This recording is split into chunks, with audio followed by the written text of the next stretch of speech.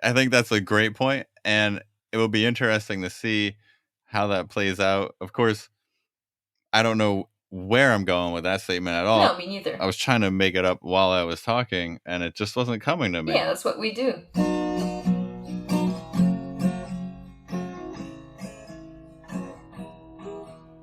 Hi, and welcome to episode 3 of On Location, the real estate podcast brought to you by the Brown Real Estate Group, where we talk about location as it relates to real estate. I'm Rob Lobb, and with me is Melody Brown. Bonjour, Melody. Bonjour tout le monde. Happy Thanksgiving. I hope you guys had a nice Thanksgiving. We did. I hope you did too. Yeah, thank you. It was great. Also thankful the elections are over. Yes. I don't know what it's like for you.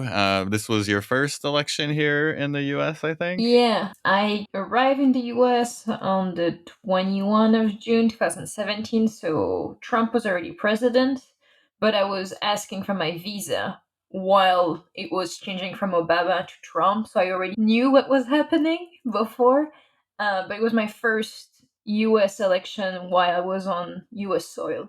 And it's probably the same in France. People just yelling at each other, not letting each other talk when they do the debates and stuff, right? Yeah, I think it's a little more civilized though. There was a few instances where everyone seemed to lose their temper. Well, Yeah.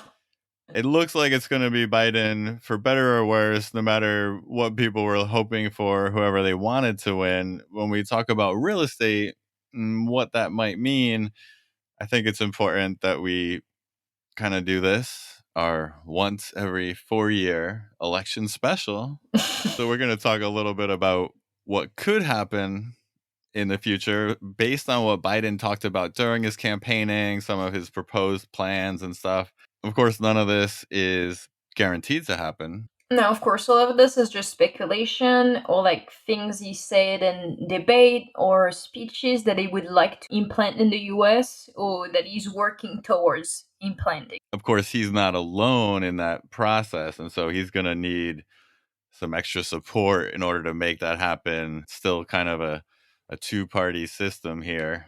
Yeah, this is coming to our first point is that before we go into detail into all the taxes or all the infrastructure and else that Biden promises to do, we need to tell the people that even if we have a Democrat president, the Congress is Republican. So it's going to be really hard for him to implement all those social law or law that are more towards the people, just because the majority of the House is Republican. Right. So don't go ahead and necessarily change Don't make your the real plans about estate it. investing plans today, but be aware of it. I think it's really interesting, some of these issues. And, there's always going to be benefits and negatives depending on an individual situation, but maybe being a little prepared and what to talk to, about your accountant with and what to keep in mind. Let's kind of dive right in. I think there was some pretty hot topics in some of the tax changes. Yes. The first thing I had was the first time home buyer tax credit. It goes with what President elect Biden said, which is that he would like to have more affordable housing and more quality housing for everyone. This will be a down payment up to $15,000 for qualified home buyer. So an extra $15,000 for qualified home buyers as a tax credit, making it more affordable. What do you think that could mean for the market? We think that it could create a surge in starter home demand and help developer and flipper. And there's always that need for people's first houses. So by putting some money into that, that'll get people who maybe they're renting, they're able to now buy a home. And that would be great. Of course, that could hurt rentals. If you're a landlord, you have units that you rent out or homes that you rent, you may find your tenants are now able to move on. That might be what gets them over the edge. Now, that brings us to our next point, which is a new renter's tax credit that Biden has suggested he would like to create. Yes. That would potentially make renting more affordable. Yes. My understanding is the goal of that would be to reduce the rent and utilities by 30%. This would be low income, low earning tenants, but those that make too much for housing vouchers. So, kind of those people that are on the cusp maybe give them a better chance to make those payments in a timely manner, maybe give more stability for landlords and their rental income. So that's some new tax credits proposed in Biden's plans that could come into play. He's also talked about eliminating some tax breaks as well. Yes, you're right. Like the 1031 like-kind exchange that could be limited to those making less than 400,000 annually. The 1031 exchange allows the seller of a property, in this case, to defer payment on any gains that they've had while they've owned that property. So if their basis is low and they sell and they have a big profit, instead of having to pay tax on that, they can take that money and use it towards a down payment on their next property. So keeping that tax money that they would have had to pay, and that's been a big tool for investors, especially in real estate over the years. So by cutting the tax break, either eliminating it or reducing the availability of it, that would allow those uncollected funds to then be collected by the government, bringing more money into the government for the budget. You're right, Rob. Joe Biden said that he would like for those funds to be redirected into child and senior care, which goes along with what he wants to do healthcare wise, which is the possibility to have free healthcare for everyone and also for the possibility to choose between that free healthcare or an insurance that you will pay for. Yeah, and we'll discuss a little more about that healthcare when we get to infrastructure in a moment. There's one other tax break that was on my radar. I just want to mention, and that was Biden saying that he would address the step-up basis for an Yes. asset transfer on death, and that's another one. These all get a little complicated, so Buckle up. definitely check our links in the show notes. We're gonna have some good articles linked on these things. Also, talk to your accountant, talk to your lawyers, see what this might mean for you. Again, it's none of this is guaranteed to happen, but just be prepared. And that's what we're talking about it. So the step up basis, Biden has said he would reform it.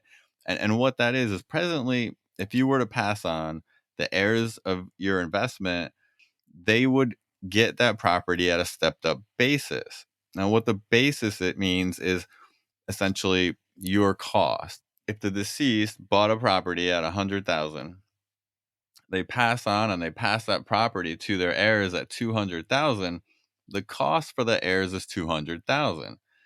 Now, if they were to sell it that same day, the market value would be that 200,000 and they wouldn't owe taxes. Well, depending on how Biden implements this change, it could either mean a tax on the transfer. You would have to pay tax on the difference between the original 100,000 and the 200,000, or it could just mean that you would have that lower basis, that 100, when you go to sell it. So if you sold it then, you would pay that tax, or if you sold it in the future, you would pay whatever that difference is. If you guys have questions, let us know on social media. Maybe we'll do a little longer discussion on the step up basis, but Don't ask me. keep an eye on that. It matters for estate planning. Like I promised earlier, we were going to get to some infrastructure. A big part of that, I think, Melody, you had a great point that might be healthcare.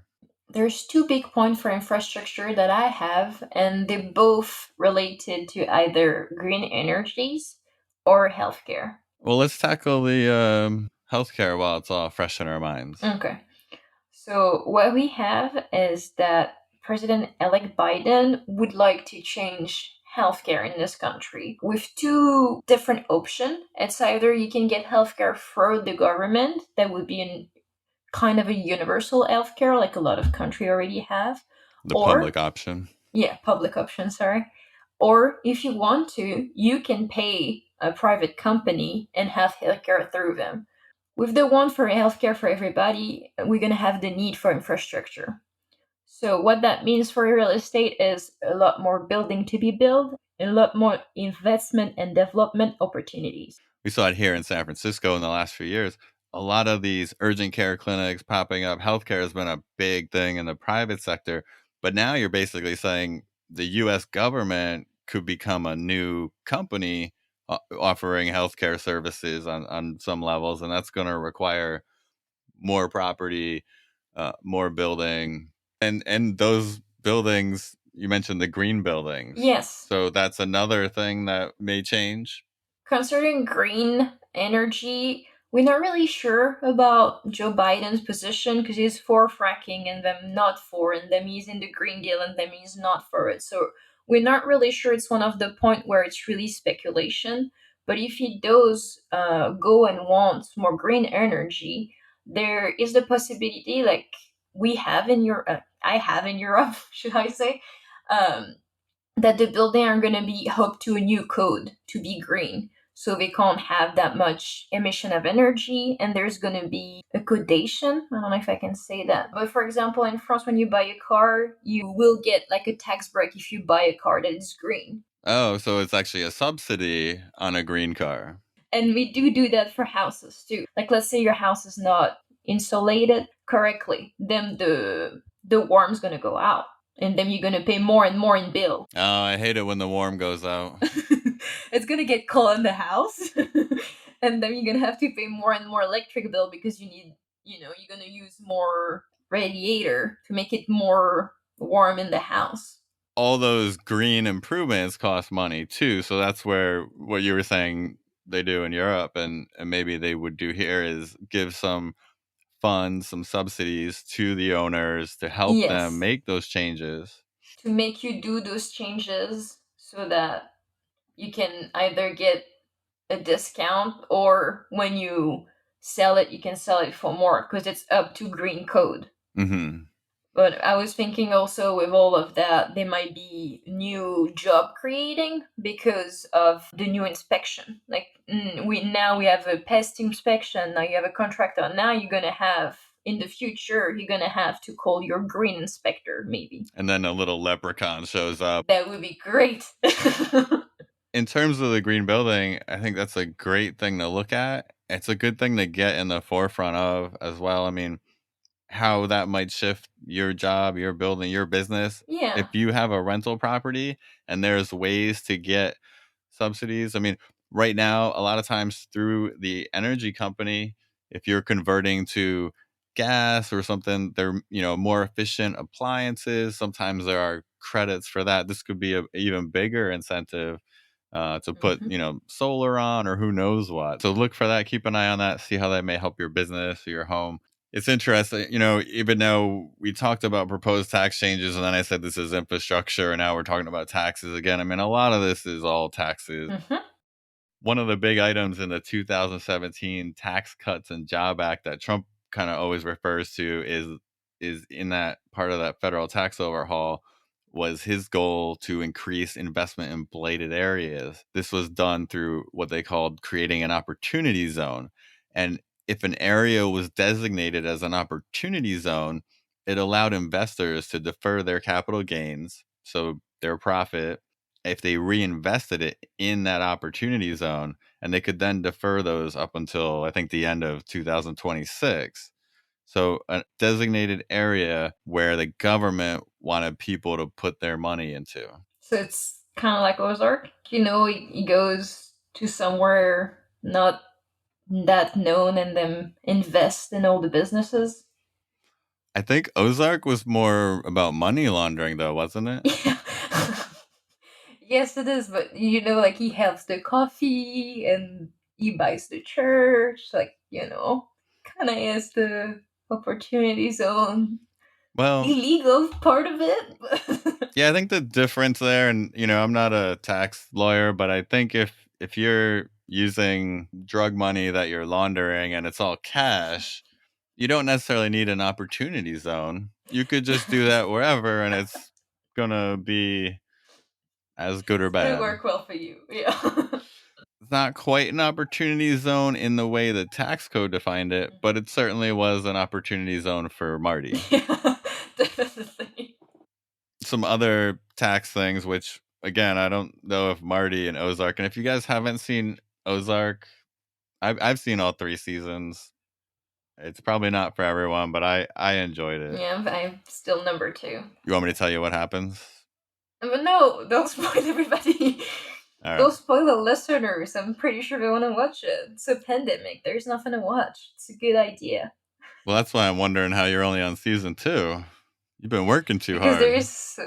Because we've been watching Survivor. Oh. Is that... There is 40 season of this. Oh, you're going back through them. Wow. Yeah, because I've never seen them in the US, so we've been watching Survivor. Is it different in the US than other places? And you're not gonna like it, but I feel like it's easier in the US. Like they have food every 3 days, like food challenges every 3 days. Benihana. They give them great material. The challenges are not that hard. Like there is a challenge in France where you have to stay in like the smallest log of wood on your food for like hours. Like 3-4 hours. I feel like I'm doing that right now. Not all the tax changes that we're going to see are ones that Biden may implement. There are tax changes that are already on the books. So yes, exactly, Rob. I want to talk about the 2017 Tax Cut and Job Act. This is going to be a tax raise starting 2021 that's going to raise every 2 years until 2027 and is for all taxpayer income group with an income of less than 75,000, which is about 65% of all taxpayer. So they're going to potentially face a higher tax rate if things just stay the way they are. Exactly. Interesting. So it'll be interesting to see if there's any reforms with that. Exactly. Biden has the right to say we want to reform this or that, or just let it slide. But I don't think it's in his advantage because he's a Democrat and is trying to be on the side of the people, more on the side of the economy. I think it's something he has to take in consideration and maybe annul. Lots of little things from the 2017 federal tax overhaul. One of those also was the SALT, the state and local tax limits. Yes. I don't think Biden has really said one way or the other that he would do a whole lot about that. However, it is something that has really affected the more democratic states, the coastal states, the ones with higher property taxes and or higher property values, which generally equate to higher property taxes. So you can write off your property tax on your federal income tax return, but now it is capped $10,000 per year. So for those, a lot of people here in San Francisco, it's quite expensive. It's easy to get over 10,000 a year in property taxes, and in the past, you could write that off, helping reduce some of that burden, but now you're limited. And so there is some speculation that Biden may want to help out those states by repealing that or such. Again, he hasn't really said anything one way or the other, but that's something I think everyone should kind of watch. We all still are home. We all still waiting either for a vaccine or things to get better. So we thought that we had to talk about the pandemic as one of the subject here, as it's, the first time it's really related to the election. What can you tell us about real estate in relation of the pandemic, Rob, and obviously the president-elect Biden? Biden has made it clear that he would address the pandemic differently than Trump has. And that could have an impact in the way jobs are, who's working, who's not, are businesses open, are they not? And just the pandemic itself, I mean, if and when, I mean, I think we're all optimistic that at some point it will go away. We'll get it more under For control. sure. I think you have to be optimistic about that. And that's certainly going to improve a lot of things, but there's going to be a lot coming out of that. On a recent article on Housing Wire, I think Keller Williams chief economist Ruben Gonzalez said that he saw that as a critical issue for the Biden administration. What are those forbearance terms going forward with the deadlines that are in the CARES Act, approaching? So providing aid to those that are still unemployed and things like that. So I thought that was a real interesting quote. Another article that we'll link to in the show notes if you want to read more. How those things will be handled will probably be a bigger picture a bigger issue initially anyway than all these other little items. Definitely. A lot of you might have realized this is a little different episode than we normally do. So we'd be interested to hear what you think of this kind of special here. Again, we don't talk about the election and changes except for maybe once every 4 years, but So we needed to do a special. we did. But there was also here locally in California some updates. We've got some new propositions that passed that will directly affect real estate. Yes. We're going to be digging into those in future episodes. And we've also got some team members going to come on, talk a little bit about some of their specialties and get some of their insight Experience. as well. Yeah. Really looking forward to that. For people who are interested in a 1031 exchange, our broker associate, Tim Brown, prepared an Excel sheet to help you calculate it. And we'll put it in the show notes so you can do it through the formula that are put. So. Yeah, it's a great little spreadsheet, and we'll link to that. Now, of course, you're probably going to need to consult your accountant anyway, because you're going to need to know what your recapture might be, and it can be pretty complicated. We're going to actually talk more about that in the future. Maybe we'll even get Tim on here to talk a little bit about it. That'll be great. The nice thing about it, though, is even with the numbers that are in there, it gives you a clear example of how you might take what could be 25% or so taxes and apply that to your next property. If you're not familiar with it and you're not using it, hopefully it won't go away and you get a chance to do so. It's a great tool for investors. All right, everybody. The market report is going to be linked in the show note. Please send your question at podcast@reonlocation.com. Thanks, Melody. Thank you, Rob. Have a great day, guys.